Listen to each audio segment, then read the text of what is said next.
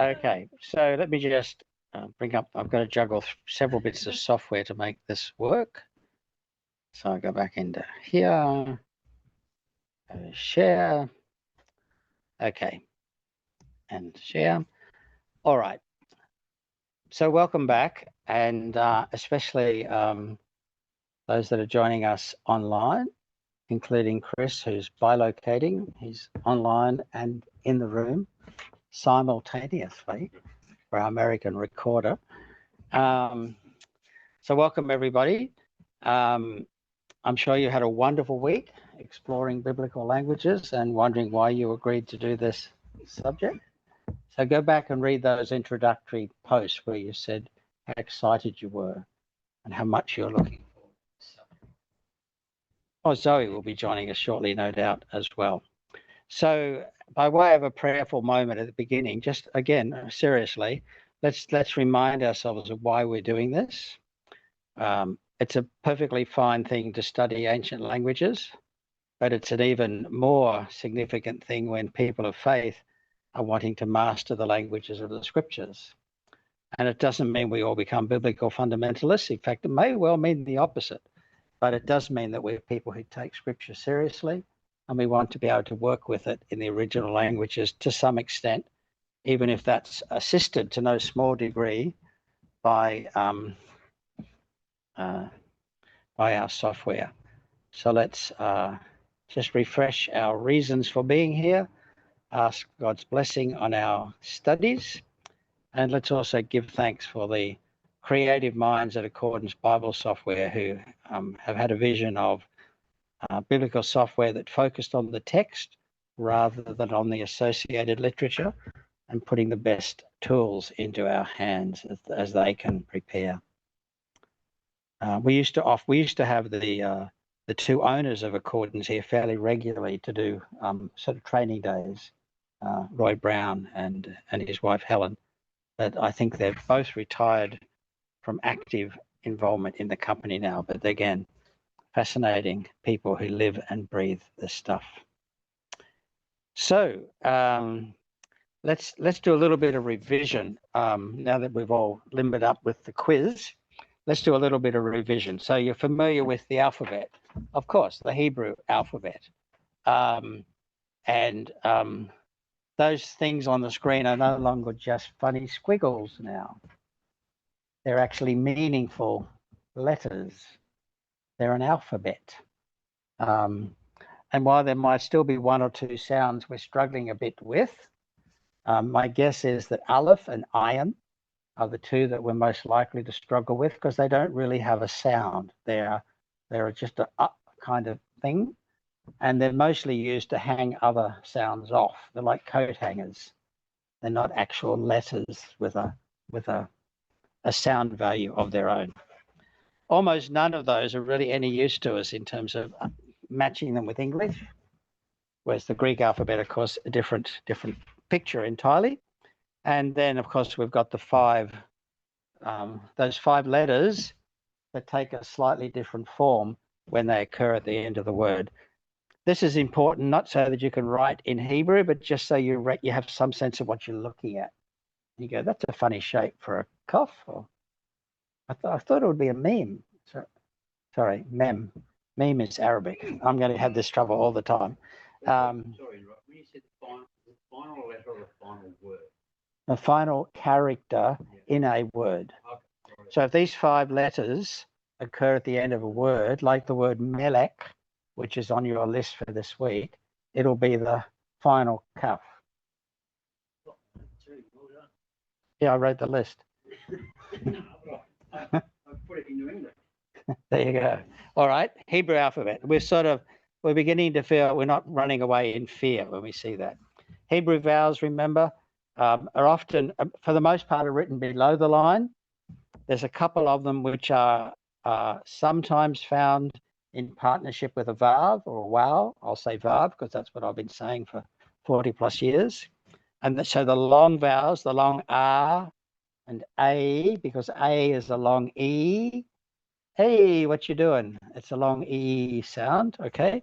Then you've got the O and the U. And as you might have noticed, there's a short form of the R, which is at, patak. There's a short form of the sere, which is et, looks like a bunch of grapes. Okay. There's the only form really of the I sound, and it's a short it. And then we have olam, a short olam, so ot rather than o, and it doesn't have the vav. That's the one that just hangs off the top of the previous letter. Okay, and when Elohim and so on, we thought it belonged to the het, but it actually belongs to the lamed. Oh boy, I'm having fun with my Arabic alphabet now. Just isn't that fun? And then these three little dots on an angle are the short u sound, not u but u. Okay, and then there's an even more compressed version where the sound value is reduced. Hi Zoe, good to see you popping up there. And some of us have run into particularly the Hatef Segol. So they're all called Hatef something. Okay, so Hatef Patak, which is really, really short at. Hatef Segol, which means the E sound has been reduced into an even smaller E. And then there's no equivalent with the Hirik. And then the Hatef Kametz, which looks like a Kametz, but it's actually an op sound. Now, if we were learning Hebrew, we spent a lot of time working out how to recognize these, but the point is just to have a sense of how they look and more or less how they work, so you're not taken by surprise. The Greek alphabet, the one that Chris seemed to think we'd all love and really enjoy playing with. At least that was the mind game being played during the final half hour last week. I'm sure you would have noticed that Chris was almost having to be restrained. He was so excited. So there's the Greek alphabet, which is effectively where our alphabet comes from, through the Latin, of course, but effectively it comes from there. And the same as I did last week. The letters that are in green, you can trust. They are what they look like. And I fixed up where instead of the zeta, I had a lamed or something, but I'll fix that up. The ones that are in red, don't trust them. Okay. They look okay, but they're not. That's not what they mean. They look like English words. Characters, yeah, letters, yep. And the others, you've just got to learn them because they're Greek letters and there's no English shape. But some of them you will know from maths or science, like the capital delta and so on. And the P, which you probably call pi, but in Greek we call it P. And it's an iota, not an iota, and so on. But we're not going to stress over that. We're just learning to use the software. We're not going to be super pedantic except when it suits me. Okay, so we've got the uppercase and the lowercase. As you may have noticed already, the ancient manuscripts, the really, really ancient manuscripts, it's all in uppercase on the old papyrus. And then we get to the sort of lowercase cursive script, which is what you'll see these days in a Greek New Testament. It'll be this cursive or lowercase. There is also a cursive form of modern Hebrew, but we won't be learning that in this class. Okay. If you want to practice the cursive script, you just open a Hebrew Bible and you just transcribe the square Hebrew into cursive Hebrew, and you'll very quickly get the hang of, not that it's any use to you, but you'll get the hang. You can do your shopping list in cursive Hebrew, I guess. Okay, then there's the question of meeting the family. This is the idea of roots, that many, many Hebrew words are basically manufactured out of a 3-consonant syllable. Okay, triconsonant, whatever, but just 3 consonants. And so the same group of letters can be used to construct related but different words. And we do the same thing. We have conclude, include, preclude. We do all. We play that game with Latin roots and Greek roots in English as well. Okay. It's not at all uncommon to make a noun by adding a mem to the beginning of the word, like mishfat, the m being added to the shafat, mishfat. The word for bless is barak, the word for blessing or congratulations, at least in Arabic, but it's more or less the same, is Mubarak. You just put a meme on the front. It's the same word. Barak means the same in both Arabic and Hebrew. That's why I wish Bishop Daniel was with us. We'd have a lot of fun with a native Arabic speaker who would blitz the room with Hebrew, because it's just like a variant. Same sort of thing happens in Greek. We looked at agap, we have a stem, and then from agap we can get agapao, and I'm deliberately doing the a-o to reflect the accent. The accent is just there to remind us which syllable to kind of give a bit more stress to. Okay, so agapao, agape for the noun, and agapetos for the adjective, beloved. Okay. So this is all stuff we did last week, and we looked at some of the sounds. So we looked at the fact that when in English we say when two vowels go walking, the first does the talking. You might remember your children being told that in preschool. But in German it's the other way around. Okay, so it's Riesling, not Riesling, despite what the famous, and it's Chardonnay, not Chardonnay, despite Kath and Kim. Okay, so two vowels, but two vowels making a single sound, and it's almost entirely the same as in English. Alpha, iota, I, omicron, upsilon, u, and so on. You won't have too much trouble with the diphthongs. When there's 3 or 4 vowels in a row, you might be wondering where's the diphthong here, and where's the independent vowel, and where's the vowel that comes from the declension. And sometimes they will elide together to make another diphthong, because when there's 2 vowels at the end of the word, even if they weren't diphthongs originally, they become diphthongs when we say them. And we'll notice that in a couple of weeks. The rough breathing, just adding an aspirated to the beginning, okay? And the smooth breathing means there is no special breathing. None of these were in the ancient manuscripts, of course. That way, that one going that way and one that way. Yeah, so the one that just looks like an apostrophe has no meaning. It just means it's nothing to see here. One that goes the other way looks like an opening quote is the ha being added. Okay, again, we'll see lots of these as we work through the text. We're going to see lots and lots of these. Okay, accents, there's the acute when you're supposed to go up a bit in your tone, down with the grave, and I guess you just float across the top or something with a circumflex, but nobody uses that anymore. We just take any of the accent marks as, that's the syllable I have to focus on. And these are the bits that are not in a modern Greek keyboard.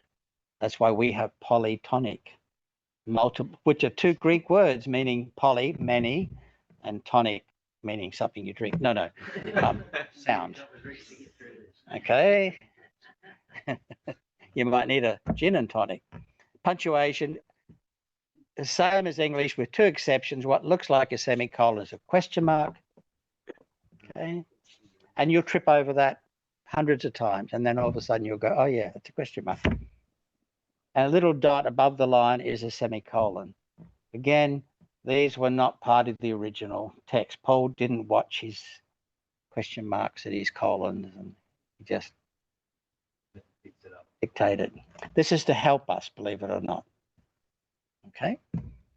The syllables, of course, are very similar to English. You look at the verb, look at the word, and this applies also in Hebrew. You try to work out between the consonant and the vowel following. How is this? Where are the natural breaks? Okay. So the basic rule is each syllable will have 1 vowel or 1 diphthong. So there'll be a kind of sound in the syllable, and it'll typically there'll be a consonant with a vowel coming after it. And that's more or less the same in Hebrew, but not all the time. Okay, so language doesn't work rigidly. Okay, the quiz. Wasn't that fun?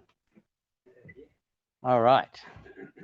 So I know a lot more about setting up quizzes now than I did this morning. Like I even know where to find your quizzes now when you fill them in. And I was still up at like 11:15 last night, and I thought, well, I just wait, because I could see that everybody had done it, but I didn't want to shut it down early in case somebody came along at the last minute. Oh well, that's life. So a couple of things about. So firstly, we have adjusted the way the scoring is done. That's been changed now for all of the quizzes in both the BTH and the MDiv. I think that's right with the MDiv. Certainly done the next couple. I kept getting distracted in the library by other things. And I've also changed the settings, which will now allow you to go back and see what you did after the results are finalized. I had just have a look at the other questions before going back to answer the first no, one. you get one attempt. Oh, you mean can you go back and forward? Well, yeah, that's why you're doing it. Yeah, that was fixed up the other day. Yeah. Oh, okay. That's right. Soon as you complain, I jump and I fix it straight away. I'm here to make you happy. Okay, that's why I live. Okay, there's a song about that, isn't there? I live because anyway. Okay, so I've disguised, and this was before I had corrected the scale. It is now marking out of 5, not marking out of 10. Okay, which is all a bit counterintuitive. I was trying to get a bigger number and then just divide it by whatever to scale it back down. In the end, I've thought, I'm not actually going to ignore what you get, but I'm going to look at what you've got and I'm going to go, that was really good. That's 2. That was barely passable. That's 1. That was better than passable, but not perfect. That's 1.5. That was pretty crappy, actually. That's 0.5. Uh-oh, 0. Well, 0 is really easy to mark. It means nothing was put in on that question, or not even a response. So to disguise who they might be, they are not in alphabetical order. Okay, so Kirsty is not at the top. Most time that's mine. If you want to out yourself, and I couldn't fit the whole class, but I just wanted you to see. I just wanted you to see what I see when I look at the mark thing. So I've organised it by time taken. So the fastest little critter in the pack took 9 minutes and 16 seconds. Wow. And let me just say that person had some of the longest written answers in the open response questions. Okay, now when I've been playing around with it and practicing that this really did work, I was just putting smart Alec answers in, like discuss the importance of the alphabet. It changed everything. Next question. Click, click, click, click, click for the 5 words. The fastest I can get through it is about 2.5 minutes. Okay, and I know what's coming. I know all the answers, and I'm not even bothering to write the answers. It just takes a certain amount of time to look at it, type something, go to the next. So our fastest rabbits were 9 minutes, 19 minutes, 22 minutes, 24, 26. And if I could have fitted it all on the screen, a couple of them were like 35 or 40 minutes. But nobody needed the whole hour. So that's fairly good feedback that the amount of work needing to be done was doable by everybody in the class in the time allocated. You did.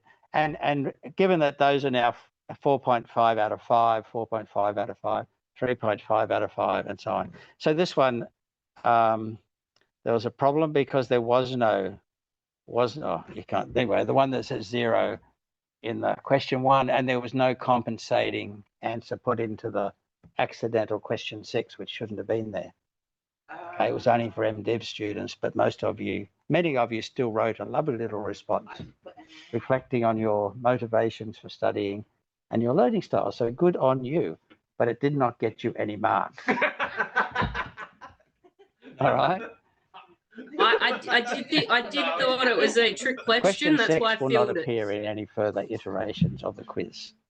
Okay, it's there for the MDiv cohort. So that just lets you see. So if you got one of the 5 Hebrew words wrong, then you got 0.8 instead of 1.0, etc., etc. So the vocab questions mark themselves. Well, I put the answers in when I wrote the question. The other three I actually have to look at and think about writing a response. Never mind. I'll see if I can come up with clever responses, Automatics. that are automatic, multiple choice or something. But anyway, it was fine. It took me about an hour to mark them all. Okay, because it took me a while to work out where the stuff was. Multiple choice is easier, right? And does. Yes, but it gives you the answers, and all you got to do is guess the right one. Okay, so so this again, this is based on the wrong scale, but I've hidden the scale so you can't see that. So as you can see, you all did very well, as they would have said on Are You Being Served? Okay. Well, that's great. Yeah. Okay. There were 4 students got perfect scores. There were 6 students got close to perfect scores, and so on. Okay, but there's no names there. Okay. And as I've said in the forum post, despite all the talk about 2%, 1%, whatever, it's a 5-point scale. Perfect, almost perfect, passable, not very good. Why did you even enroll? Imagine if I get 0 this time. Hello, Brown family. The little brownies. Okay. So that's enough on the quiz, I think. Okay. So the point of the quiz is not to trip you up, but to give you an opportunity to think back over. So what did that geezer talk about last Thursday? What did we cover in class? And it's amazing what you remembered. Like the question about manuscripts, what I wanted you to say was they were all in capitals. There were no spaces. There was no punctuation. They had special abbreviations. For nothing. But I got lovely, interesting little essays about papyrus and how long the papyrus is and the width of a man's leg. And these are all things I heard myself saying in class last week, but they were just peripheral fluff. But you were like theological flypaper. Tuka, tuka, tuka, everything I said. You remembered it. Okay, so we've got to remember. So just pay attention to the important bits. Okay? So are the online people with us? You can see what we've done, understand what's happening with the feedback. Yep, that's fine. Yeah, it's good. Yep. Silence is taken as agreement, so be very, very careful. All right. So let's move on to the, that was 20 past 8 for a minute. Yes, 18:24. Let's move on to the kind of social and cultural knowledge, which really is this topic is going to be this week and next week. And it's really about what can we know about Palestine, but it wasn't just everything we're going to say was equally true of Syria and Egypt and places like Cappadocia and Ephesus and Galatia and around Athens and Thessalonica and so on. This is just what life was like in the rural provinces of the Roman Empire, which was the same as what life was like in the Hellenistic empires and the Persian Empire and the Assyrian Empire, because not much changes. And that's why we can use models from other contemporary societies which are at a similar stage of social formation to fill out our picture. Okay, and the basic thing is that in an agrarian empire, an empire which makes its wealth from farming, not from rockets or computers or whatever, the wealth comes from agriculture, not that the farmers get to keep it. Okay, there are certain predictable patterns in human society. So let's look, and this is coming from that really interesting book by Hansen and Oakman, Palestine in the Time of Jesus. It's out in a second edition now. You have a chapter which has been put into the Flex system for you this week. And I'm just going to highlight a couple of elements of it, but there will be a question on this in the quiz. Of course, there will always be a question on something to do with the social and cultural background. Because language does, I'm not going to tell you what it is. Probably not, anyway. That tends to happen on Monday afternoon. Sorry, totally lost my train of thought. Yeah, language doesn't happen in a vacuum. Language is part of culture. And as culture changes, language changes. As language changes, it's reflecting what's going on in our society. Okay? When I was a student at Sir Francis College, I would never have called any of my lecturers by their first name. Now I'd be offended if you called me Dr. Jenks. Would you really? Oh, well, I'm trying to be humble. I would expect, I would anticipate that people would call me by my first name. Okay? I found that strange. We all called our surnames when I worked at John Lewis. Yeah, and once upon a time, you look at the banks and so on, men would always have a tie on. How long since you've seen a man wearing a tie? I assume Chris has more or less come here from work, and I don't think he took his tie off when he left the office. Things have changed. By the way, you realise that Greg's first name is actually Professor, don't you? Is it? Yes. Are you? I've Yes, been Matt. Just I've yell been- out, because these rabble will go on. that's all right. I've been 10 years military, so my last name is my first You're not name. coming through for some reason, Huh? but you were earlier. Oh. You did say professor. I'm here. I can't see the mute. I can't see your little red thing, so you should be okay. No, I'm here.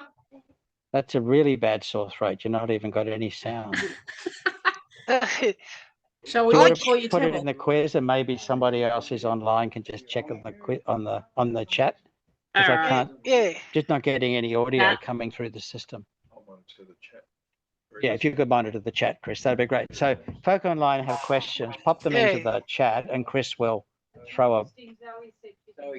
Zoe says I can hear Nat. Yeah, and I can hear Okay. that. Yeah, yeah. There actually.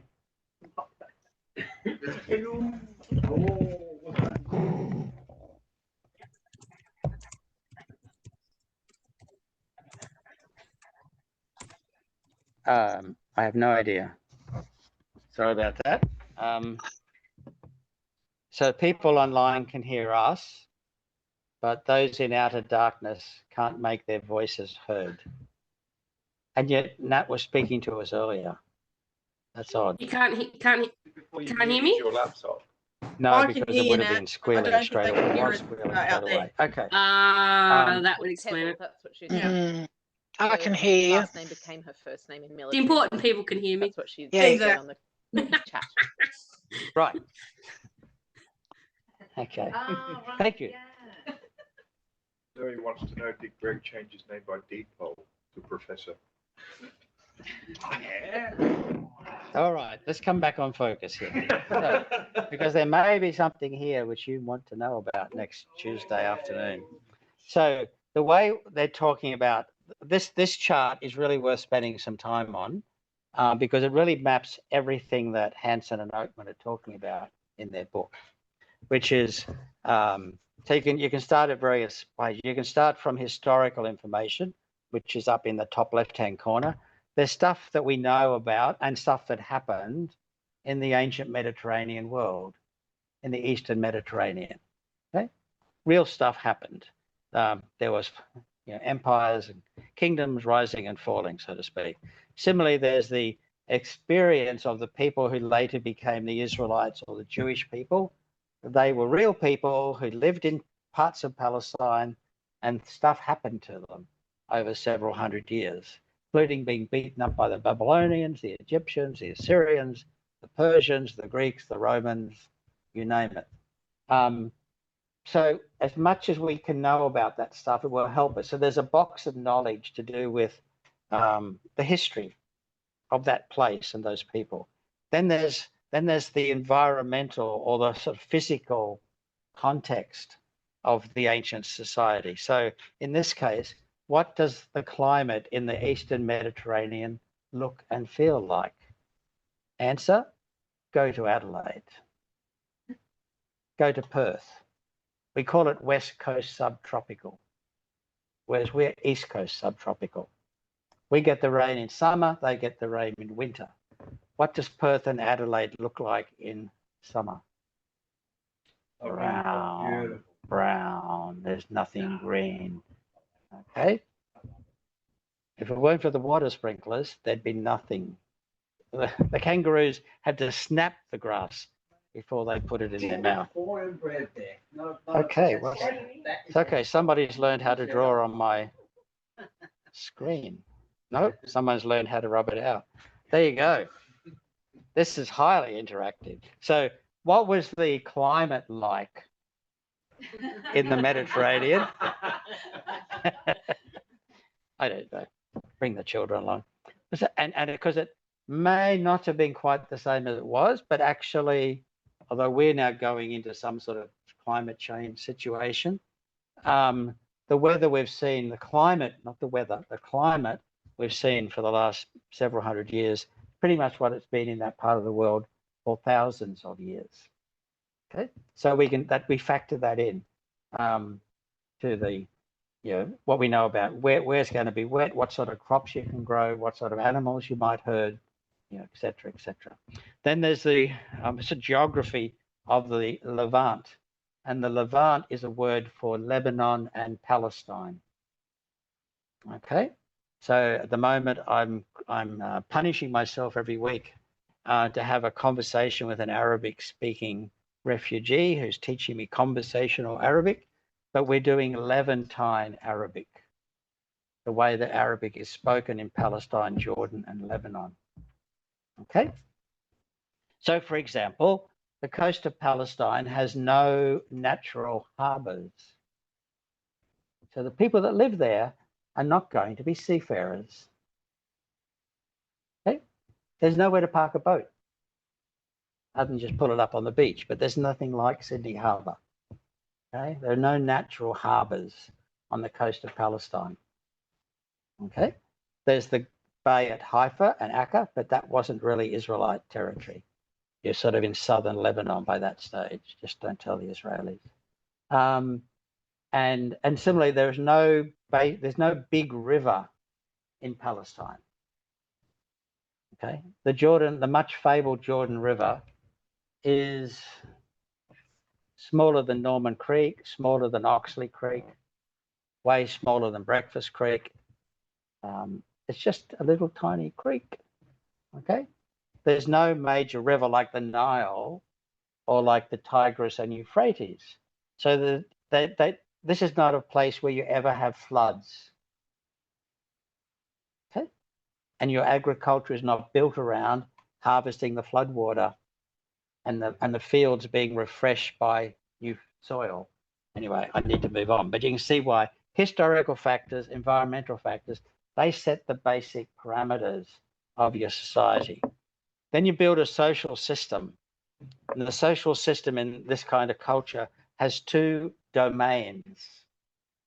Okay, so while in our world, education is a social institution by itself, the churches or religion is a social institution. The health system is a social institution. The army or the defense forces, the military forces, depending which label you're putting on it, it's a separate institution with its own rules and ethos and so on.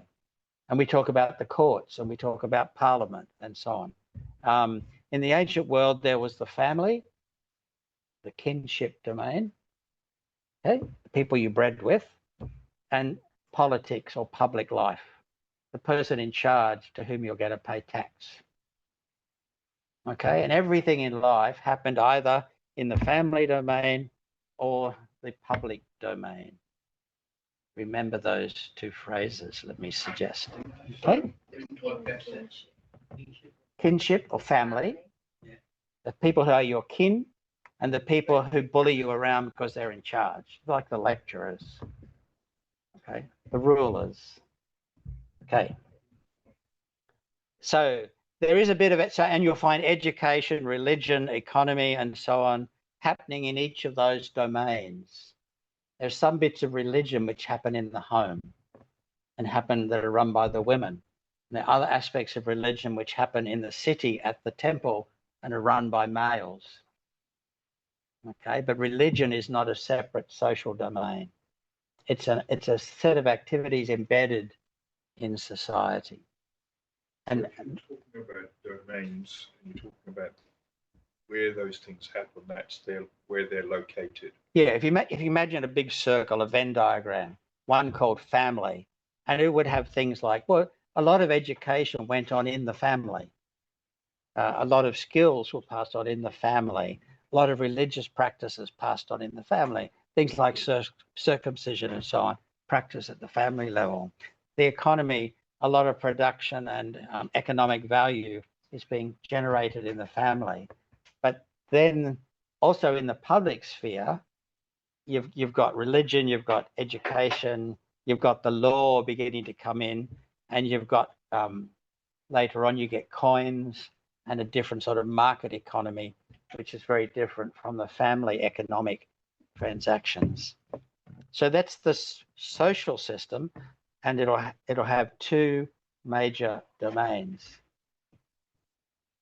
And then you've got the cultural system, which is how do people, what do they have to work with? And this is their values. I'll unpack some of this in a minute. It's the things they take for granted. How does stuff happen around here? What's normal? What's not normal? Who has status in this society? Quick hint, it won't be women, okay? What sort of roles are filled by different people and how are they allocated? If it's dirty, messy, and smelly, it's done by the women. It's not like that in today's world, of course, maybe. And then what's happening with technology? How has that changed?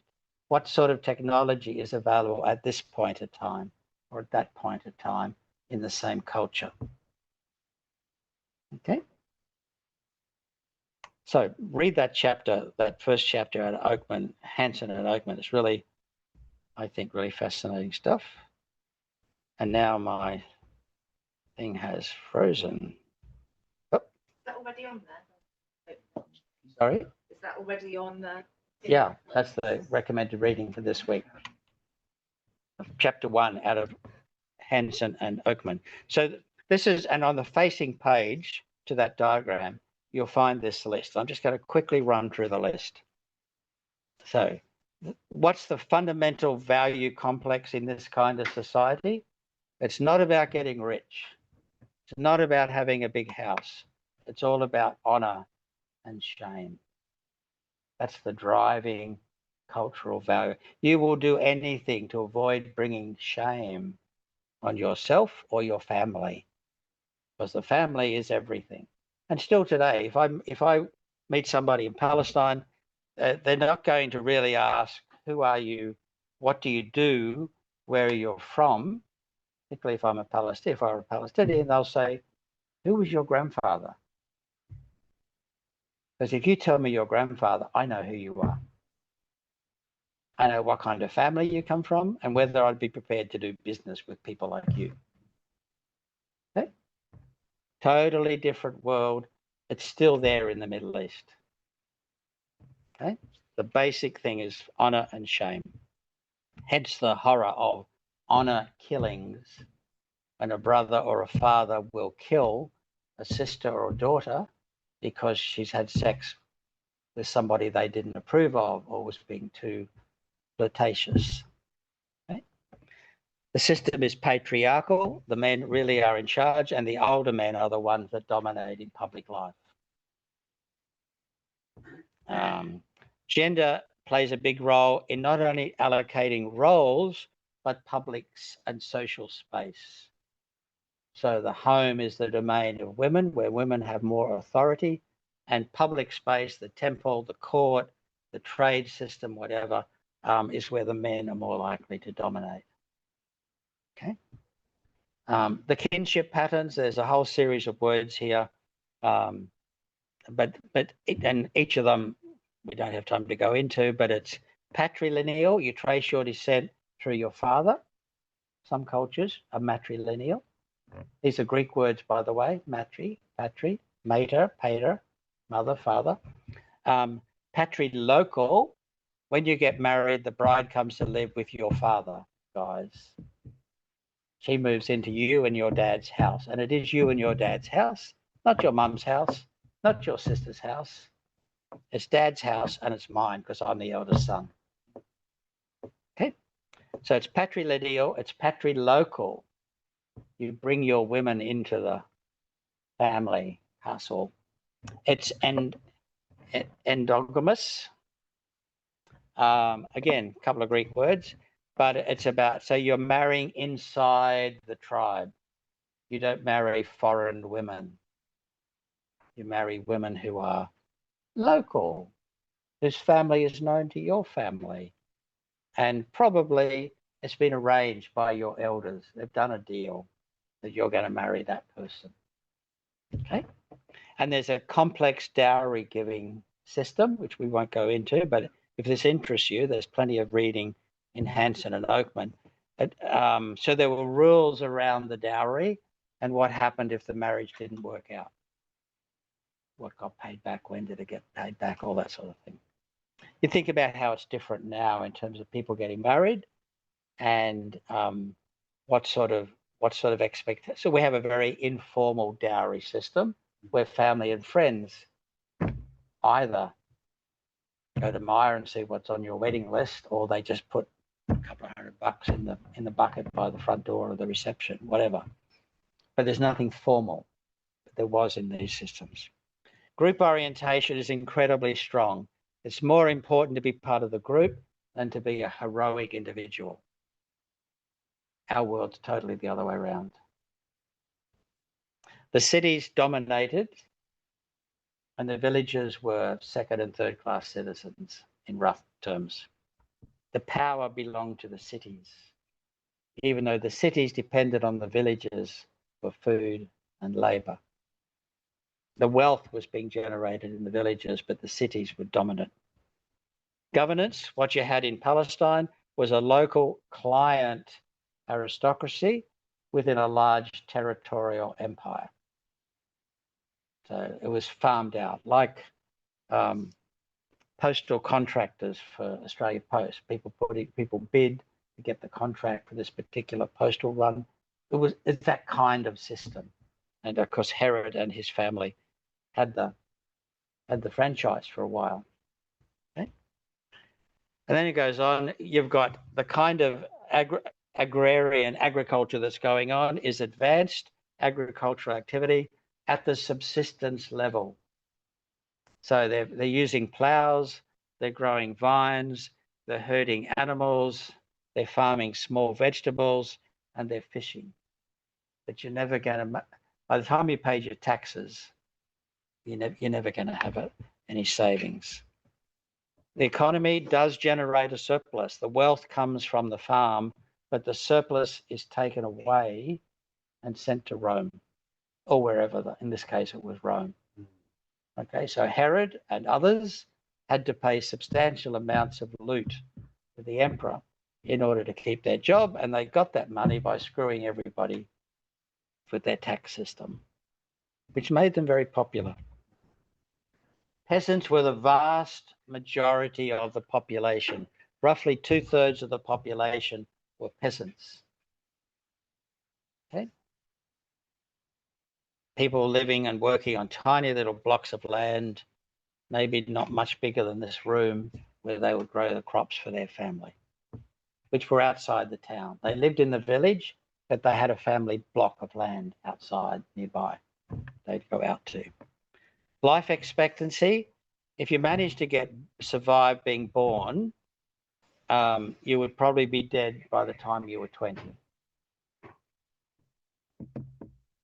So the way I used to say it was, I've just taken this from Hansen and Oakman, 50% of the live births will be dead within 12 months. 50% of the kids who live the first 12 months will be dead before the age of 5. The ones who survived to 5, half of them would be dead before puberty. And then what was left would be dead within 10 years or so of that. Okay. That is a perfectly stock standard third world Millennium Development Goals type society today. Okay. And then if the child did manage to live to 5, then those kids would perhaps live until 40 max. So how old was Jesus?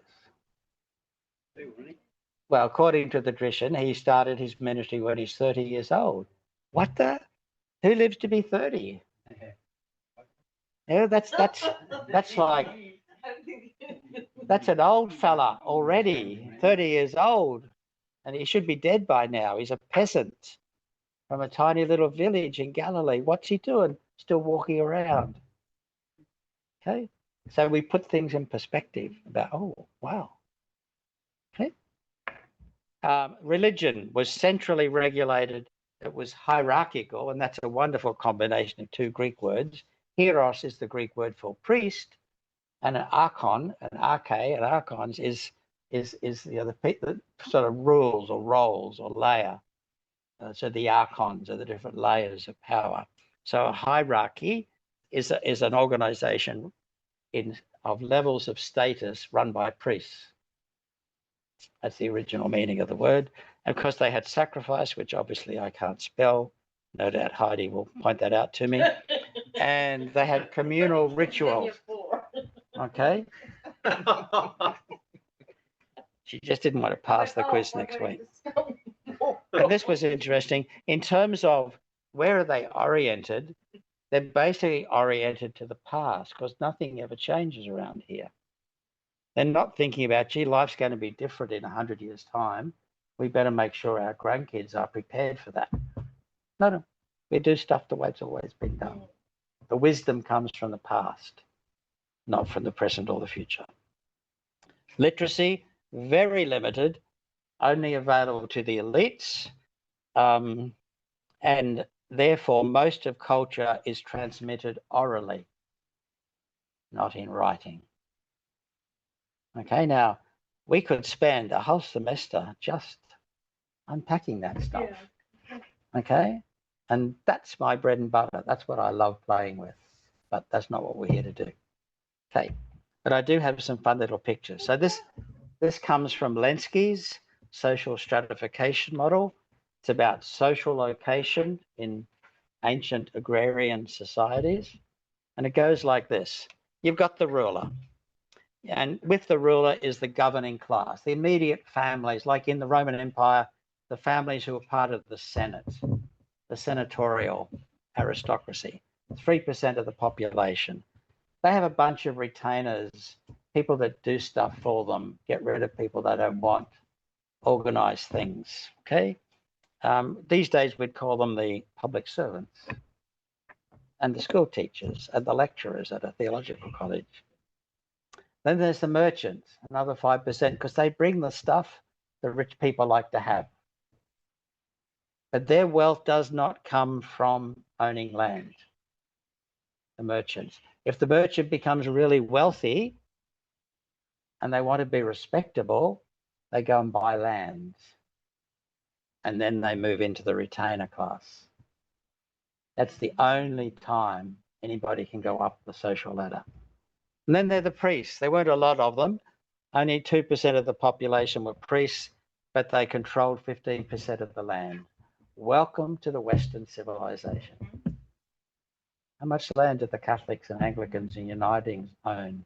We've got no money. We can't pay the child abuse compensation, but we're sitting on a property portfolio to die for. So that's the upper class. It's about 15%. 65% of the people are peasants, and they live on the edge of falling into poverty because of debt. Bad season, they get into debt, they lose their block of land. Then they become artisans. The artisans are not the first century tradies.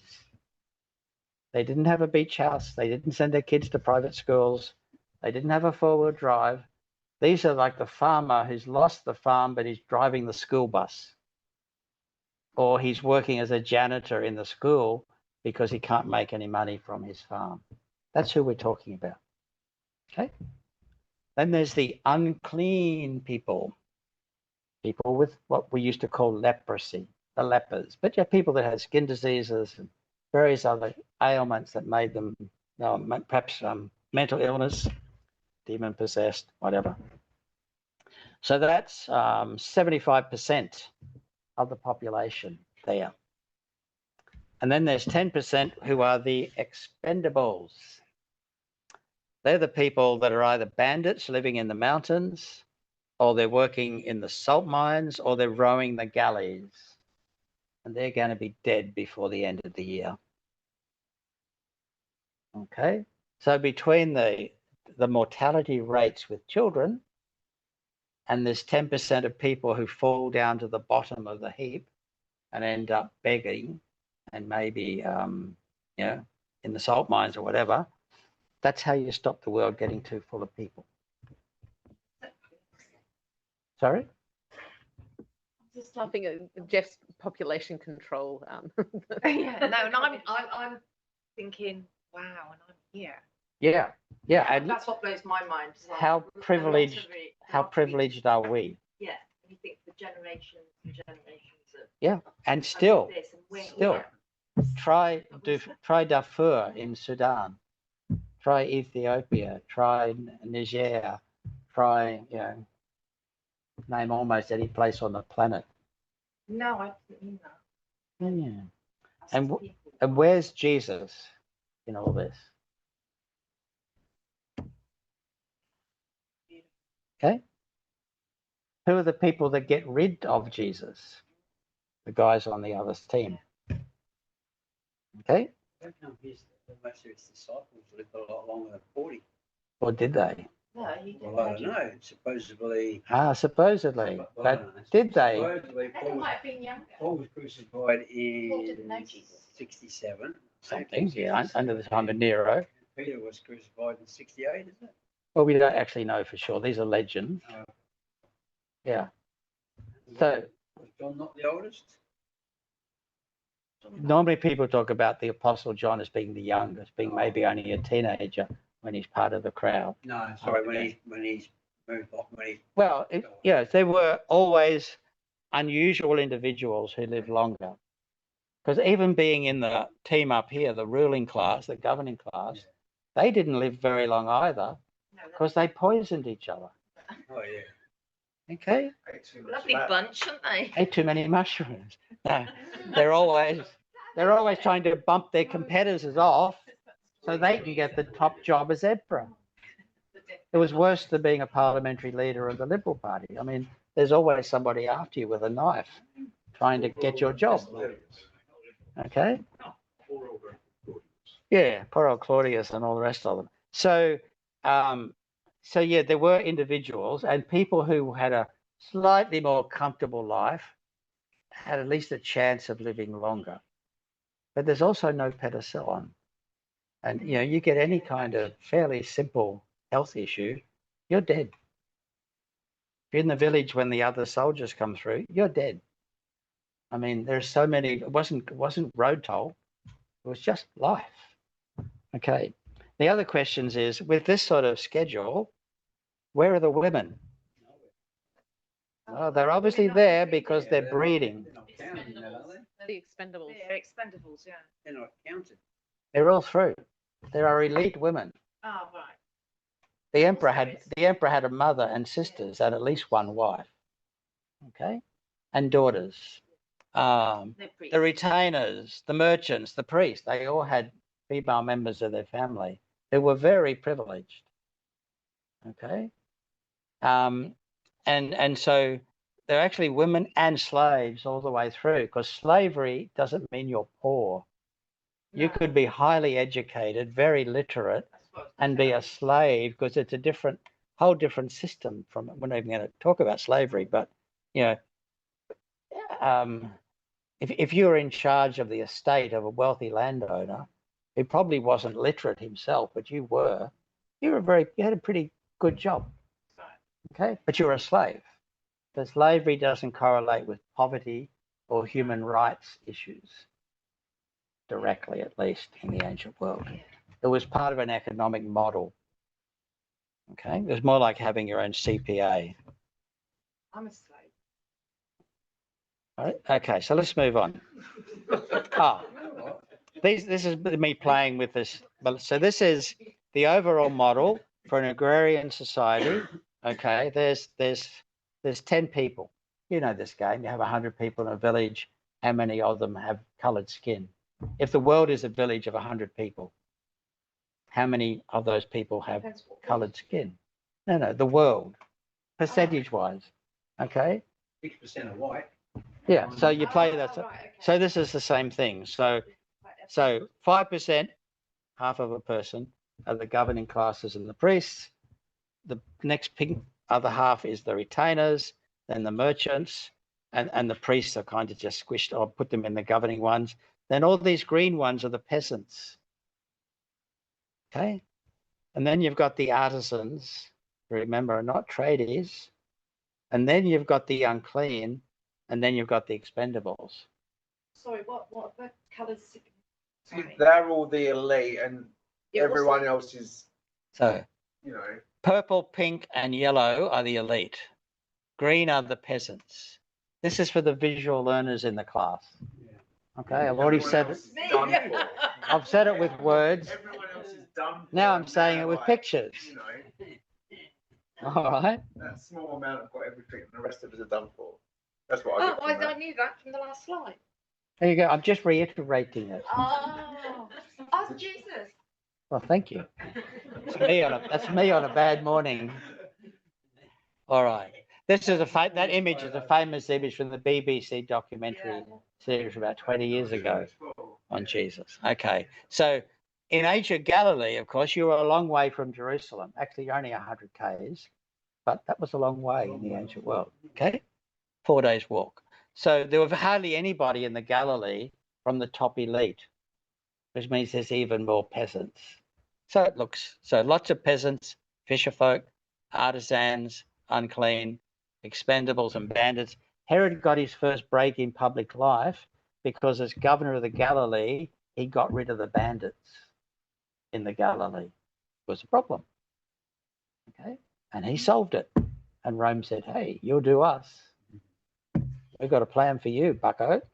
So in the Galilee, there's hardly any purple and pink and yellow, and there's a lot more peasants and a lot more expendables and so on. Okay, so that's just giving you the same thing in a in an overview. Sorry, I understand. It's really interesting that, you know, I don't know if this is the right way to put it, but Jesus come from a place where there was even less of all those things. It just puts it even more into perspective, doesn't it, really? Yeah. That's why And the tension between the Galilee and Jerusalem. Okay, and people in Jerusalem saying, "Oh, he's just a Galilean," like because of the Princess Company, he's from Ipswich.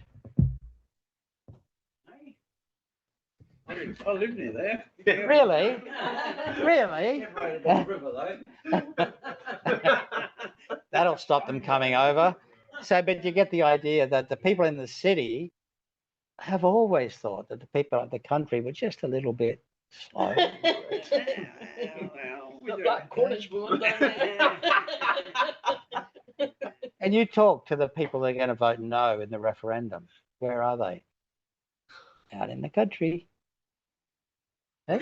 Get me started Why? on that. Because they're just that little bit more conservative. They don't trust Canberra, which is like Jerusalem. You know, these are big structural dynamics. So anybody coming from Galilee to Jerusalem and being thought of as a prophet, he's heading for trouble. We know what to do with prophets around here. We kill them. Okay? You didn't need to be particularly inspired to say, so guys, I'm heading down to Jerusalem and I'm going to be arrested, I'm going to be beaten up, and I'm going to be killed by the chief priests and the scribes and the Levites. Yeah, duh. We figured that out, Jesus. Why are we going there anyway? Okay. That just goes with the turf. Okay. So switch those brains across. We're just coming up to 7 o'clock. Thank you.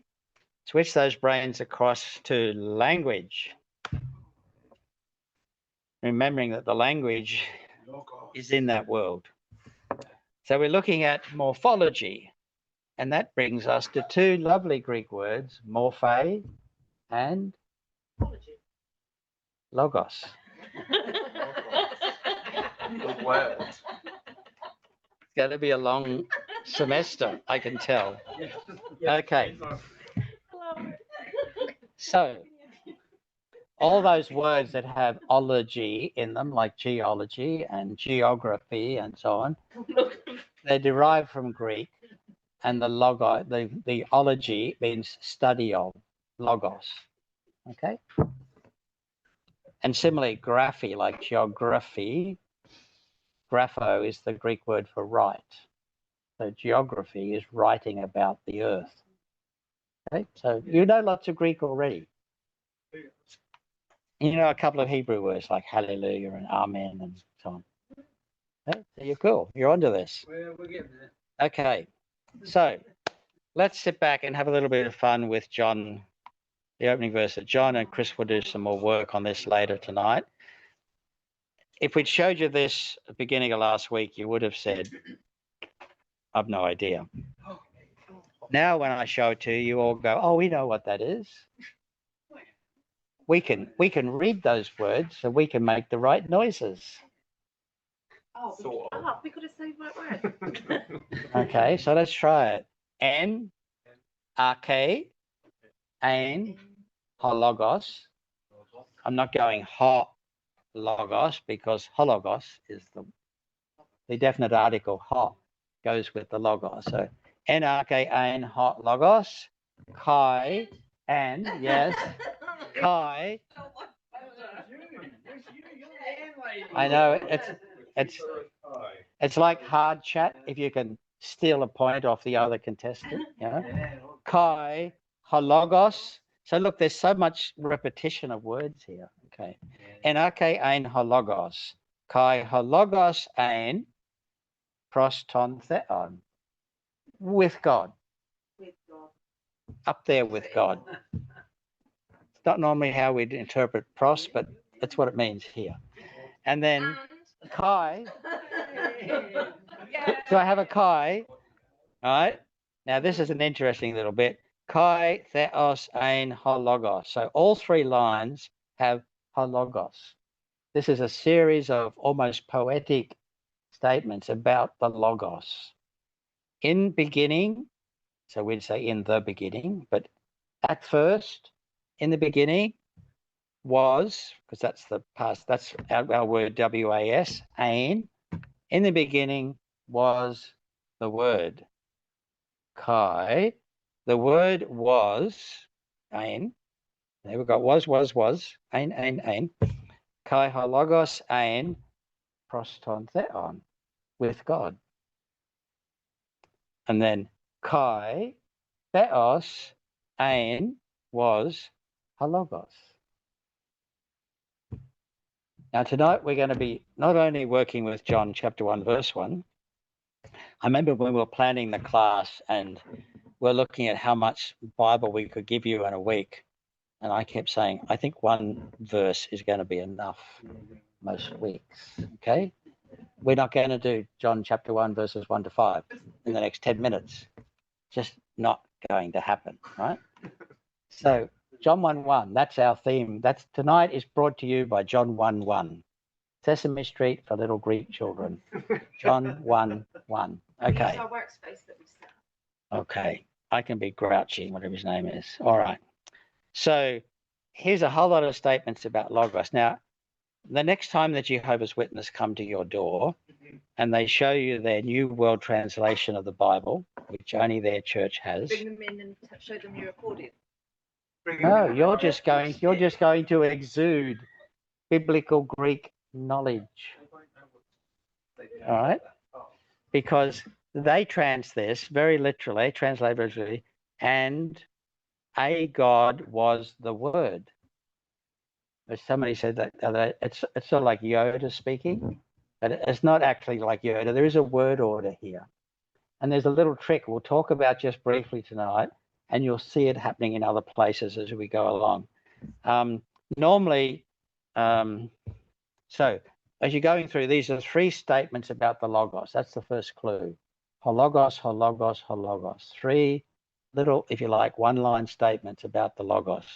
Logos en arche, logos proston theon, logos theos, logos ein theos.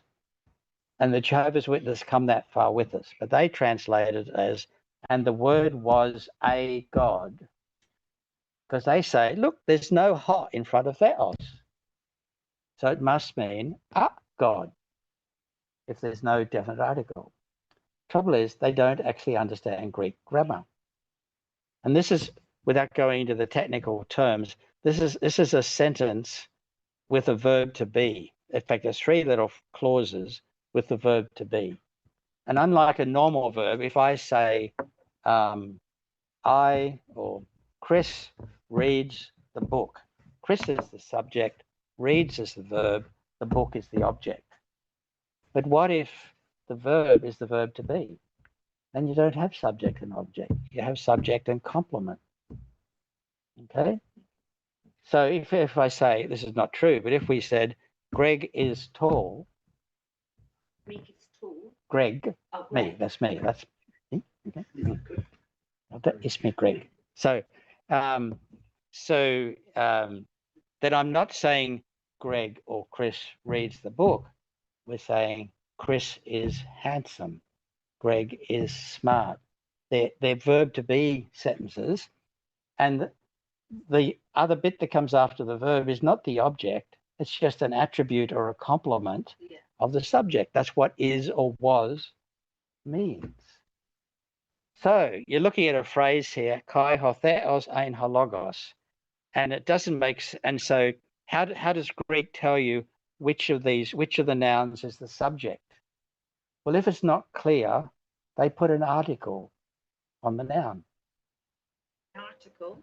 An article, the definite article, the, hot, to you. Okay, so it's en arche ein hologos, kai hologos ein proston theon, and then we've got this beautiful poetic phrase which is kai theos ein hologos, and so hologos is the subject, and it's saying, and the word was God. Not because if you had hot theos and hot logos, you wouldn't know which was the subject and which was the complement. Okay, it'd be ambiguous. So you show which is the dominant noun by giving it the article, and you take the article off the complement, which then means it has the delightful label of anarthrous. In other words, it doesn't have an article. Maybe you don't need to know that. Point to me what the article is. It's the O. Hot, hot, hot. It's the what? Oh, Walk one along. 1, 2, 3, 4. Hot. It's going to be our main topic tonight. Hot, hot, yeah, hot. with The thing- apostrophe on top. Yeah. The hard breathing. Sorry. Yes. Pardon? Okay. So yeah. So and the other famous example of this is in 1 John. I can't think of the exact chapter and verse where it says God is love. So you have that over the apostrophe. I know it's not. Don't worry about the breathing or the accent. The Okay. word is hot. Ha. Okay. The ha. The little O. defines the object that No, we're no, talking no. about. You're jumping in. The little what looks like a little O with a curl. Yeah. The O. That's the. That means the. No, it is the. It's the is definite article, which in English is the. the. We're going to look at 16 different forms of the definite So that article in is just the- a moment. Okay. But this is the regular. Am I being dumb? No, you're Okay. not. Come with us. Just so this, we'll unpack this as we go along. But the other verse, the famous verse, is God is love, and in 1 John, wherever it is, it's agape, estin, hot theos, and it's not saying love is God. It's exactly the same God is structure. love. It's agape, estin is hot theos. The. Verb to be phrase. So the hot theos is the subject. The verb to be is estin, third person singular, present indicative active, and then agape, the noun without an adjective, is the complement that goes That's with really important, isn't theos. it? So Christians don't say love is God, like love is everything. We say God is love. And similarly, we say, and the word was God, not the word was a God or God was the word, but it's the word. This is and even just the logic of the paragraph. These are three statements about the Logos. The Logos has to be the subject of each phrase. Logos was there at the beginning. The Logos was with God. The Logos, in fact, was God, is what's being said. All right, you will see a lot more of John 1:1 in the next little while, but let's just, having thrown you in the deep end. Okay, now I just wanted to, we'll come back to this in several weeks' time. This is what's called an interlinear. It's a little trick you can do on accordance. You'll see it's got the Greek across the top. Then it's got the key numbers, Strong's Greek numbers. Then it's just got the English word in Greek, the Greek word in English letters. That's called a transliteration. You're just switching the letters, transliteration. And then you've got a very simple translation at the bottom called a gloss. And then, but also you've got the parts of speech, preposition, noun, verb, article, noun, conjunction, article, noun, verb. Now, when Chris and I were learning Greek about 100 years ago, you would spend hours looking up analytical lexicons of the Greek and of the Hebrew and so on, trying to do your parsing. You just click it. You just click a button and all the answers are there. Yeah, but maybe we're not like. Sure, fine. Well, you can come back and you I'm can do fine. Greek 1 and Greek 2 and Greek 3, and you will just be the queen of Greek. All right, so let's think a little bit about nouns. So that's our major topic. Well, John 1 will come back in various ways shortly. Okay, it's very much like English, except it's written in another language. Okay, so is that helpful? Should be. Should have found that profoundly reassuring. Okay, so in Hebrew, they have singular and they have plural, just like we do. They also have dual. After all, some things come in twos. Okay, feet. So things that come in twos, naturally in pairs, they have a special form which we call dual, meaning two of. Okay? Greek doesn't have the dual. Oh. Okay. It just has singular and plural. Okay. Greek originally had a dual. Oh. Classical Greek has a dual form. Yeah, but not. But not by the time Okay. Yeah. It's gone. it disappeared. Because Koine Greek is like Greek for everyone in the empire. Yeah. And it gets a bit, believe it or not, it's a bit simplified Okay. than traditional Greek. Just like in older English, our language was much more inflected. And in particular, we used to use, I remember it, we used to use the second person singular, thou and thee and thy. But by the time I was a child, that was only used to talk to God. Yeah. But it was still there. But it used to be the polite, and we used to think of it, that's a special, reverent way of talking to God. Now, that's how you talk to the people in your immediate family. Now we'll put the dishes in. Yeah, well, it's very much like in French, you've got tu, which is the intimate second person singular, which you use for people that are part of your intimate circle. Yeah. It's just that we stopped using that form in English, but we retained it still because it was in the prayer book, it was in the Bible and stuff. So English translations. So it became a special language, but it wasn't. Okay. King James. Good old King James. It's good enough for Paul to use. We should be happy with it and stop complaining. So we have variants. So what do we have? We obviously have singular and plural. We also have collective nouns. Okay. And we have words like sheep that are neither, that can be both. Fish. Sheep can be plural and fish. Do you have two fishes or you have two fish? Some people say fishes. They actually Yeah. Sounds like Scotland. Okay. does. Okay. So this is, I mean, language is always evolving. Hebrew, like Arabic, has singular, plural, and dual. New Testament Greek just basically has singular and plural. When it gets to gender, which is also being expressed in nouns, and it will be in verbs to some extent as well, Hebrew just has masculine and feminine. Hebrew doesn't have it, doesn't have neuter forms. Which one? Hebrew. Hebrew. So almost everything is he, unless it's obviously feminine. Okay. And same in Arabic. What And about like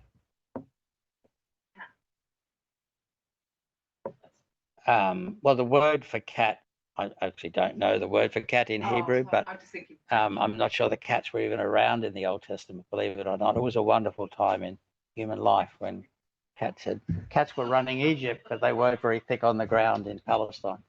Perhaps, I don't really know. It's never been a special research focus of mine.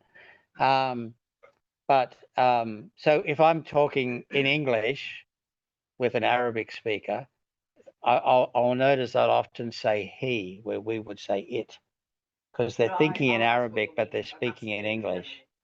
And they'll say, I went to get the car, but he wasn't ready yet. Okay, because they use hua or it as well as he. Okay, so Hebrew only has masculine and feminine, whereas Greek has masculine, feminine, and neuter. Which is it.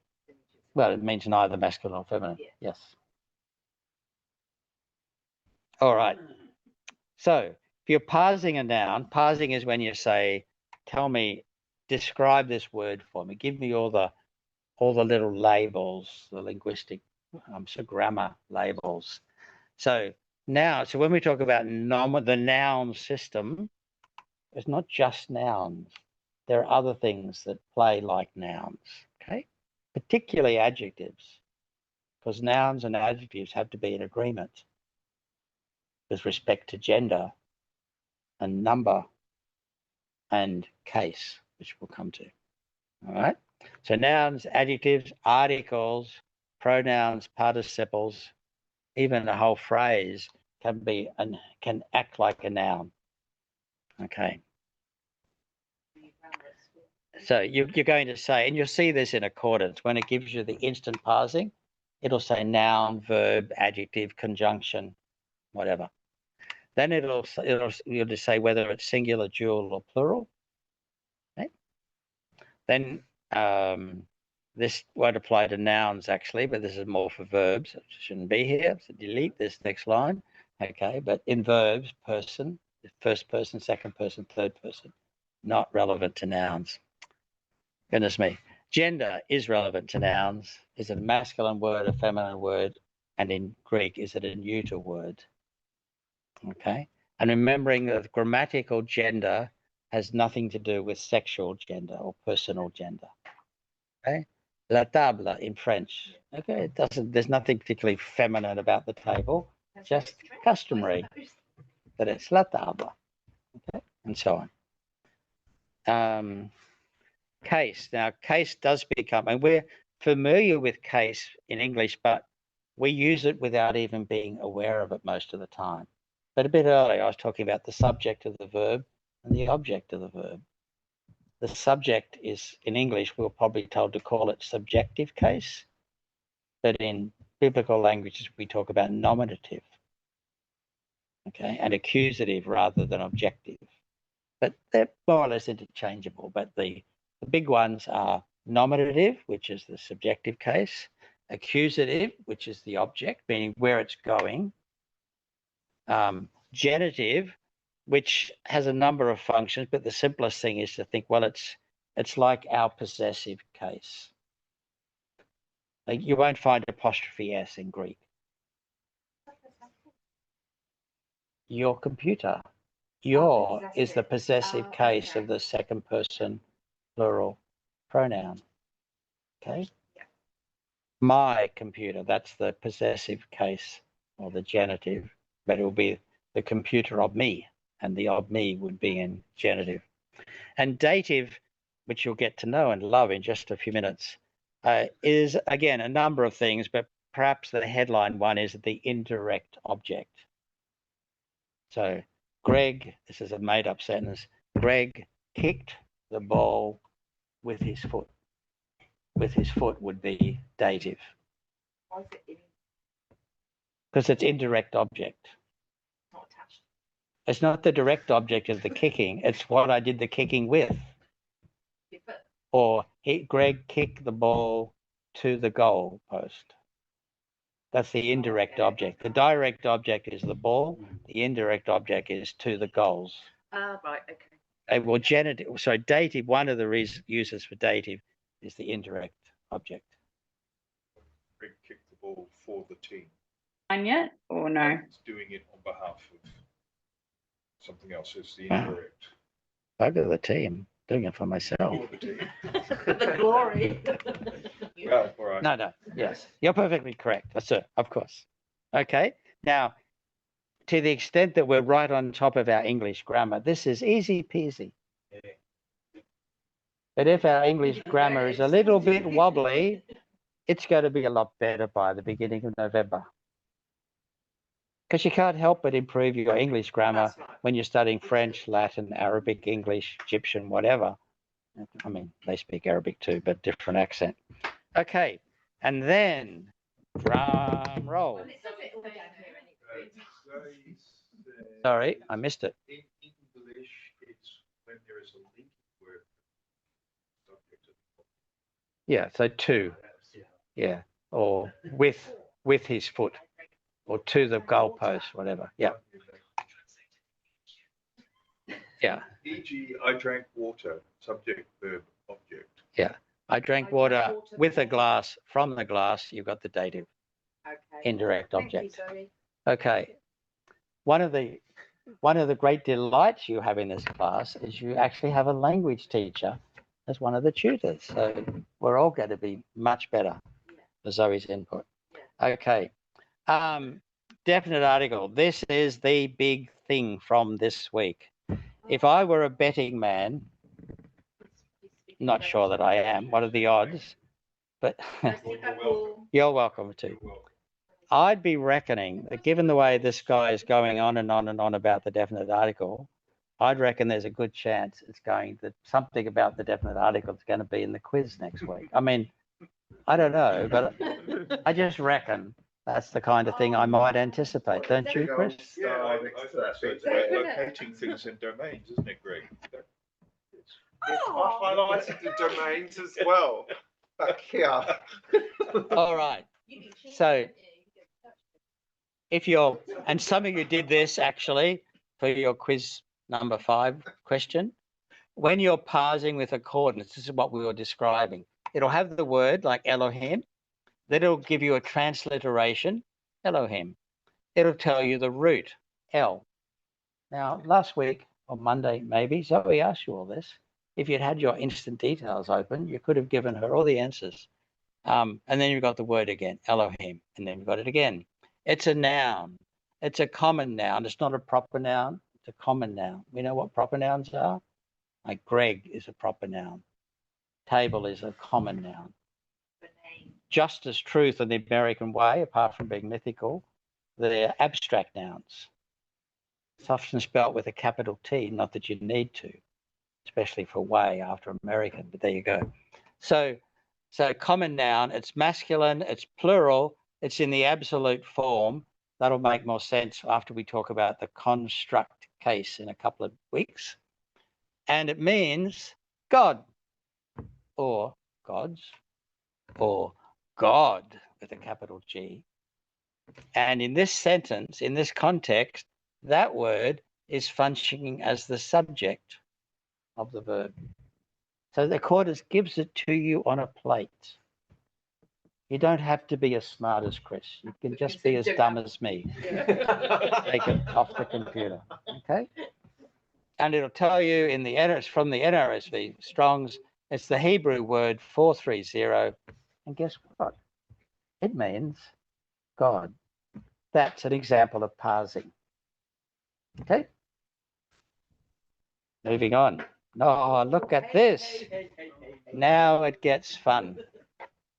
Those who are playing along at home with printed copies of the handout, we've switched this slide and the next slide because Zoe thought it was better to give you the actual forms first and then show you the forest, whereas I was going to show you the forest and then see if you could make any sense of it. I bow to the expertise of my language teaching colleague. So what you have on the screen is the typical, okay, not 120% of the time, the typical noun forms in Hebrew. If it's masculine singular, as we'll see in a moment, it doesn't have anything added on the end. Because men are making up this language and masculine is just the default. Okay, sorry about that. If it's plural, the typical ending for a masculine word is im. And see how the hirik is joining with the yod to make a long e. We looked at this the other day in Genesis chapter 1. There were, I think, 3 examples of a word ending with im.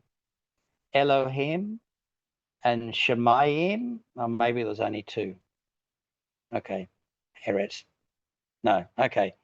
But anyway, we have seen a couple of examples in the first week already. So the typical ending, if it's a masculine noun and it becomes plural, do not add S. Okay? I would hope not. What would you add to the end of a masculine noun to make it plural? No, that's singular. Oh, plural. Oh, a yod and a dot. Dash dot. Give me more. Close You would add im. Im.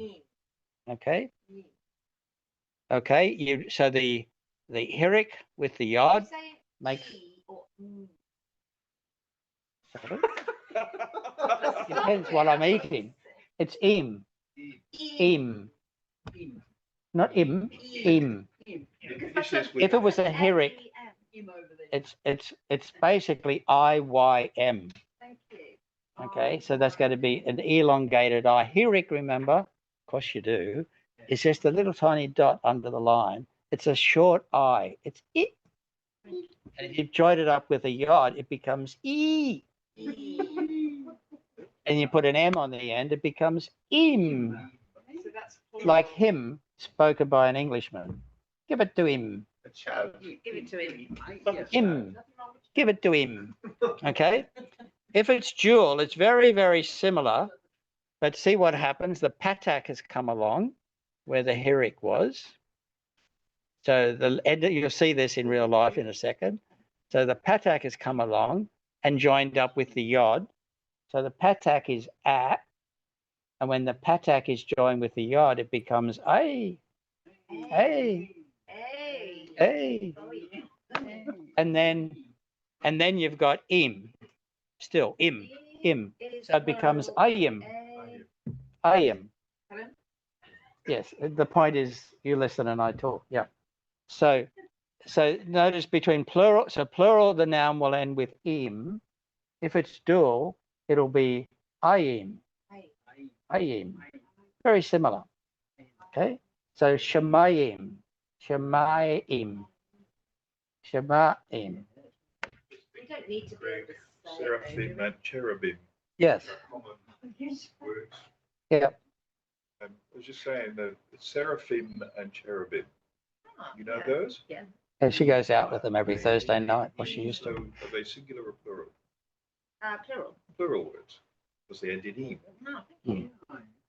But they're not cherub. it does have. They're not cherubim. They're cherubim. Oh, look. Okay, and they're not cherubs. You don't have cherubs. You have cherubim.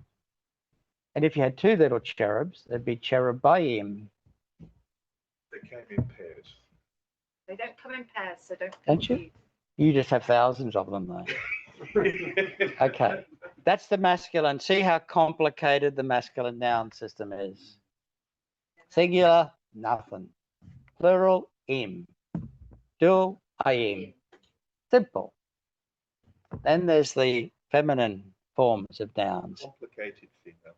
Well, there's a recognizable sound, and interestingly, it applies in other languages as well.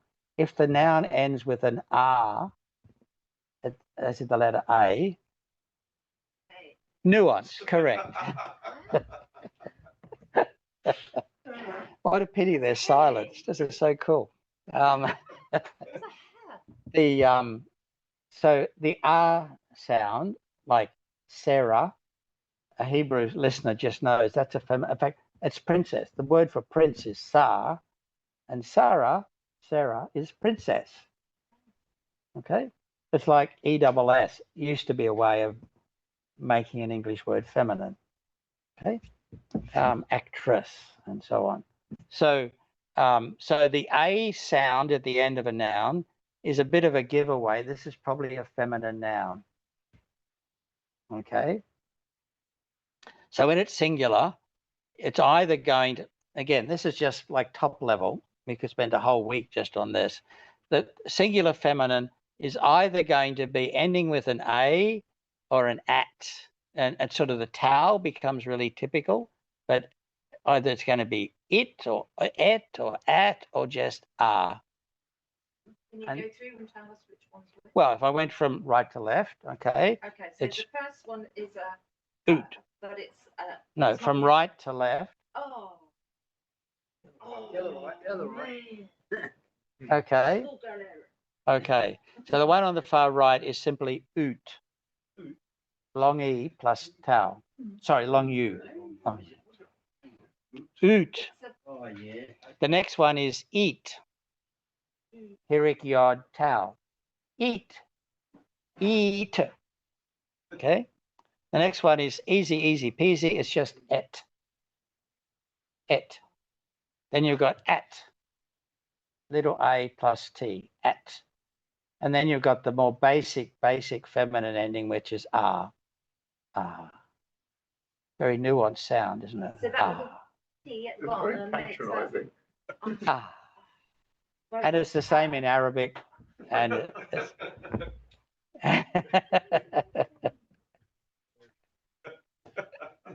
How rude.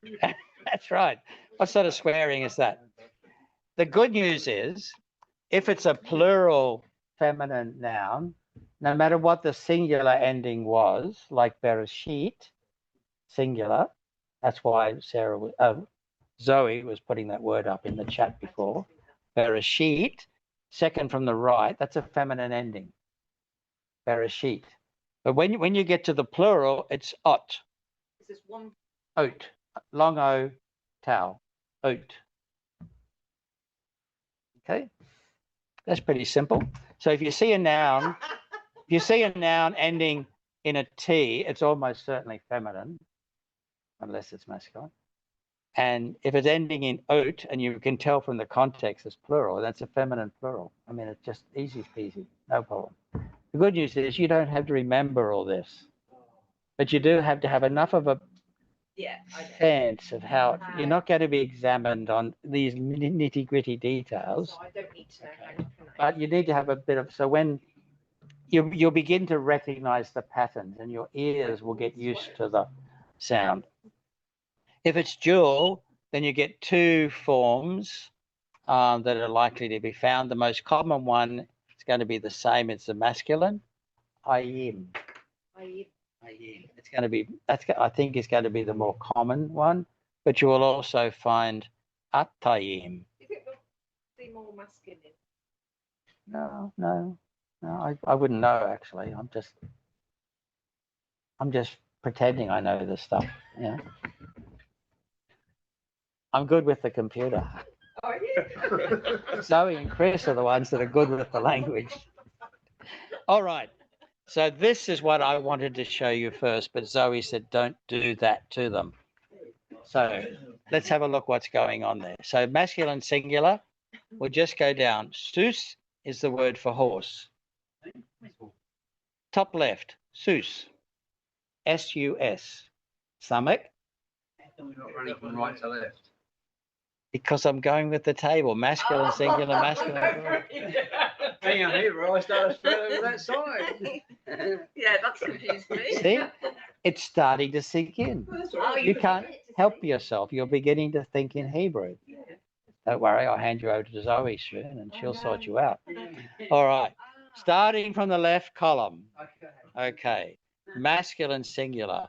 That's the word for horse, sus. If it's multiple horses, it's susim or susim. Now, I couldn't actually make the Hirik red. My formatting software just would not allow me to do that. But so susim, melek, king. Okay, melek, king. But it's a segulate noun. It's got the double E's. It's got the little two bunches of grapes underneath the word. Okay, so when that becomes plural, and it is the actual consonants are melakim, but then the word's got a bit longer, and so you've got to shift the weight, so it becomes melakim. See the shavar under the meme, melakim instead of melakim. And that's again, it's just a feature of the segulate noun. As Hebrew gets long, as the words get longer, you take some of the vowel sounds away from the beginning of the word and you shift them towards the end. Oh. And that's partly what's happened to Elohim and why it's got the patak segol instead of a proper segol, because you've got to keep the vowel sounds in balance. And it's like the old scales where they'd slide the little weight along the beam. Well, you've got to slide the vowels further along, because it doesn't work properly for you to the Hebrew ear. I think that's important. But it's I written. was going through my mind the last couple of weeks, and we talk about these languages, and we're not going to be speaking them, we're going to be reading them. But it seems to me that these are primarily spoken languages, like all languages in the ancient world. They're primarily spoken languages. So when we write them down, we're just writing down how you would say it. Yeah. And that's the point Yeah. that Greg's making. It changes from Melech to Melachim because that's the way you say it. And you'll see the same thing in Greek. There are changes. Okay. So for those online, we're on the second line from the left. So the singular, it's melek, and the plural masculine is mulakim. Okay. I don't think there's a way of me highlighting that when I'm in screen share, unfortunately. Well, they can see what's on the screen. It's just that I'm not sure which word. So, I don't think we can, but thank you, Zoe. Okay, so Melek and then Malakim. So believe it or not, we're running out of time. We haven't even started on the accordance yet, and we haven't done the article. So I'm going to have to go super fast.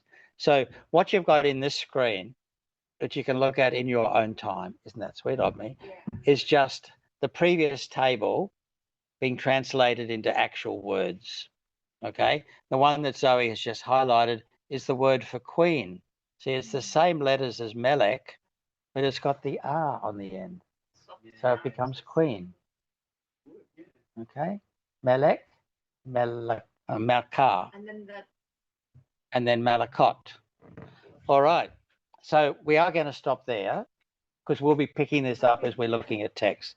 I do want to, thank you, sir. Okay, so Greek nouns a little bit different. There'll be the stem and there'll be the ending, but the ending is telling us the case, nominative, accusative, genitive, dative.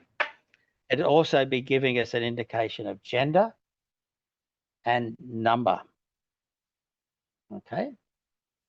So, and of course, that's true for the noun, but it's true for everything else which agrees with that noun. So if there's an article, it'll be exactly the same configuration as the noun. And if there's an adjective, if the noun is nominative masculine singular, then the adjective will be nominative masculine singular. So will the article. In fact, the article is more predictable than the noun.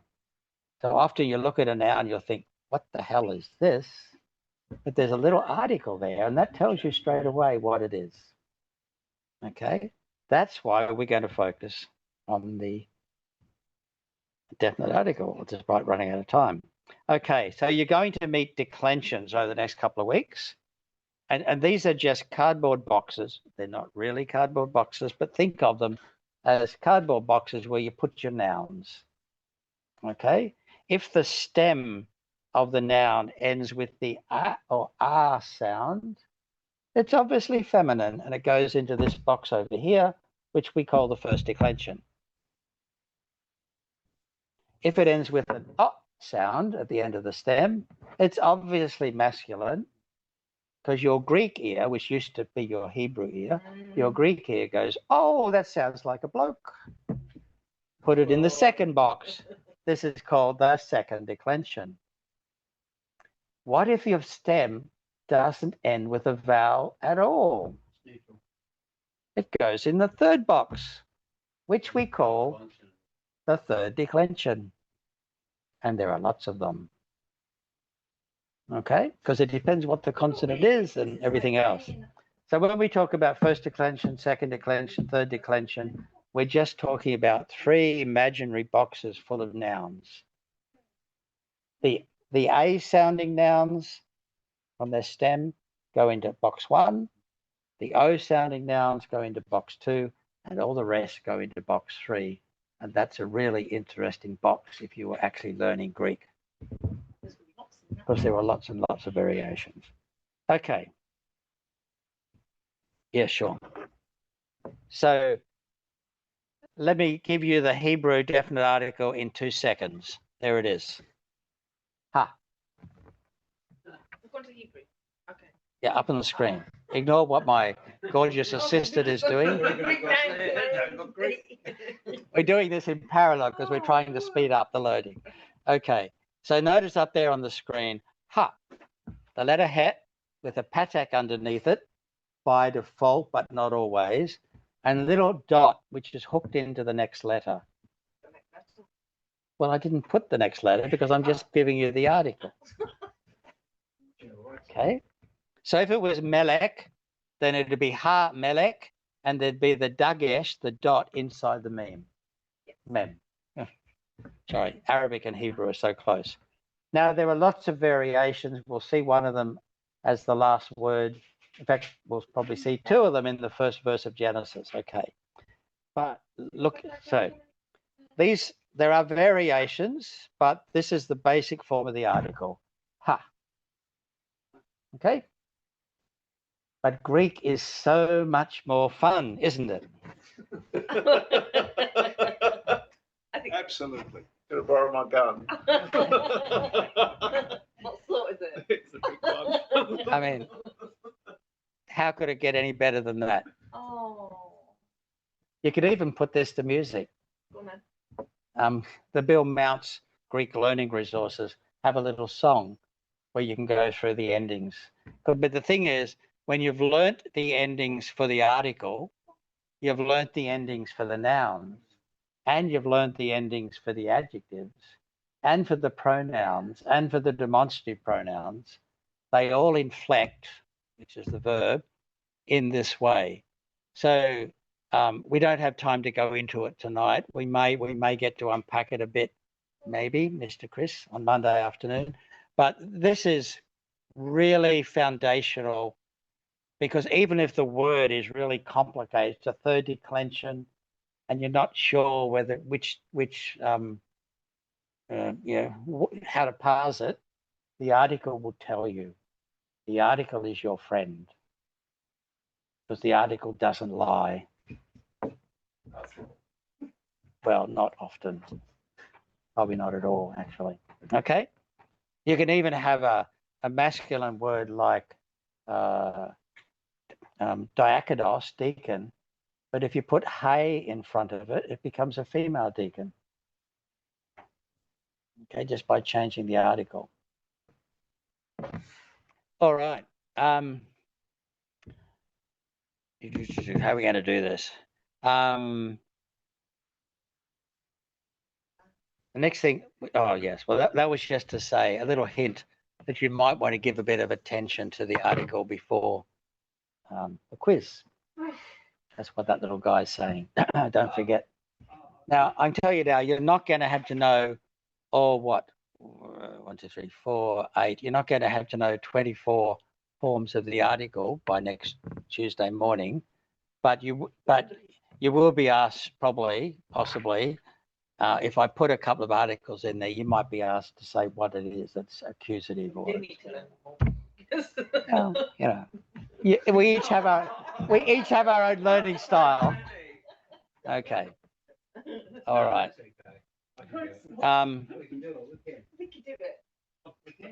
The vocab coming up, we might. I just want to very briefly remind people how these words sound. So you've got to. So the first one there for this week is asa. Okay, and because it's a verb, we haven't put the pointing in. This is the root, asa. The word for wind in Hebrew is ruach. It's a really fun word, ruach. Yeah, that's what I just said. Yeah, probably. I didn't get that. That's okay. Why didn't I get it? What do you mean? I got something like, I don't know, keep car or something. Okay, well, I don't know where you're getting it from, but we're really, really, really out of time. So let me just I'm interested, mate, sorry. Yeah, I know, but we have to just quickly wrap this up. Okay. Melech, we've already looked at it a couple of times. Eretz, which we'll come back to in Genesis chapter 1. It's the last word in Genesis chapter 1. Isn't it sad that I know the last word in a Bible verse? But it is the first verse in the Bible. It's not too hard to memorize one verse. Okay. Eretz. Okay, well, okay. Eretz is how it's said. And then we've got Yahweh or Yahweh, which is the ancient Hebrew name for God. Again, when the Jehovah's come around, you can say, that's not even his name. But we'll talk about that some other time. And then we've got matching Greek words. So we've got poieo, the Greek word for do. We've got pneuma, pneumatos, top, which is the key forms of the Greek word for wind or air or spirit. And we have that in our English word pneumatic tires. Go on, pneuma, Pneuma, Greek word air. Basileia, hey, is the word for kingdom. And basilus is the word for king, but we're not doing that.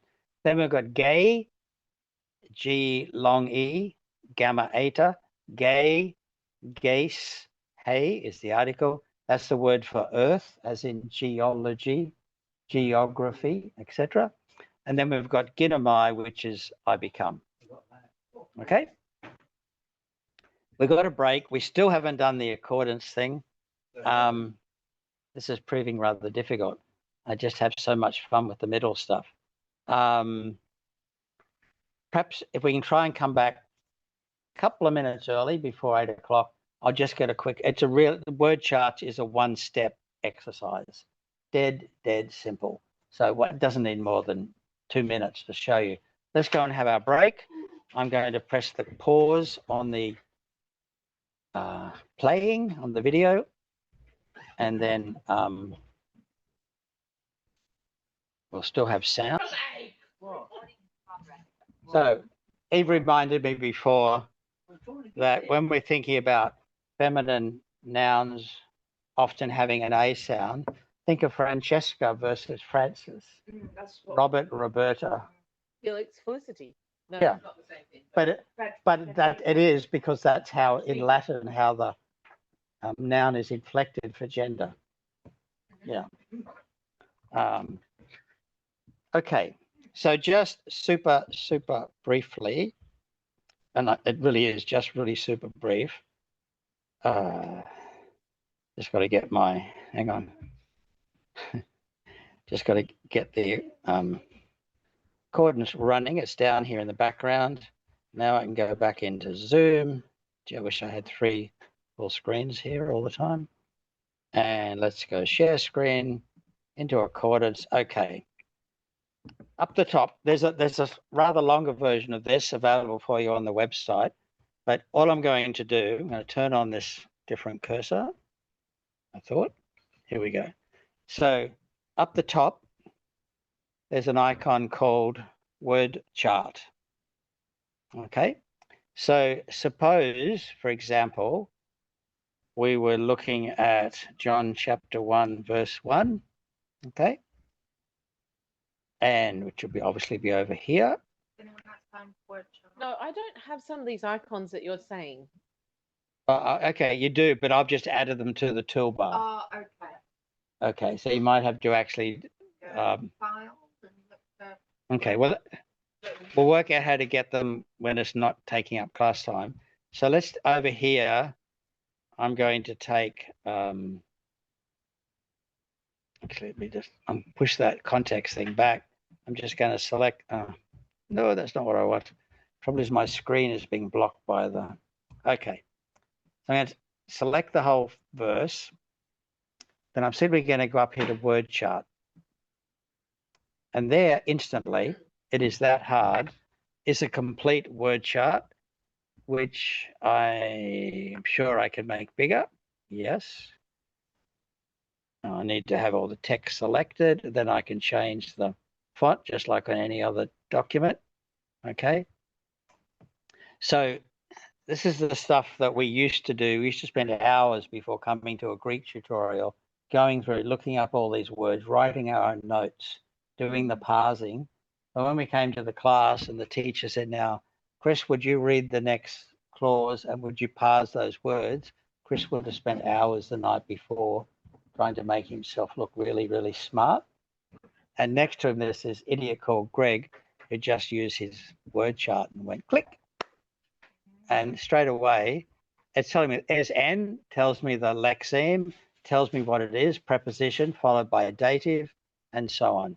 Arche, ain comes from the verb aimi, third person singular, imperfect tense, indicative mood, and it means to be or to exist, and so on. Ha, definite article, and so on. Logos, lexical form is the same. It's a noun. It's masculine, singular, nominative. These are the kind of meanings it would have.